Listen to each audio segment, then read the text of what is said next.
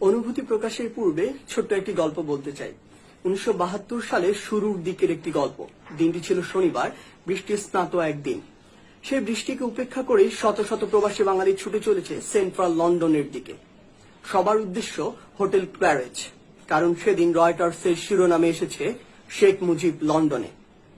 শুধু বাঙালিরাই নয়, শুধু লন্ডন থেকেই নয়, অসংখ্য প্রবাসী ছুটে আসছিলেন ম্যানচেস্টার থেকে, বার্মিংহাম থেকে। সেই সকালবেলা ছুটে এসেছিলেন তৎকালীন ব্রিটিশ প্রধান বিরোধী দলীয় নেতা হ্যারল্ড উইলসন। তিনি বঙ্গবন্ধুকে প্রথম মিস্টার প্রেসিডেন্ট বলে সম্বোধন করেছিলেন। শুধু তাই নয়, সেদিন রাষ্ট্রীয় সফর সংক্ষিপ্ত করে লন্ডনে ছুটে এসেছিলেন তৎকালীন ব্রিটিশ প্রধানমন্ত্রী এডওয়ার্ড হিথ।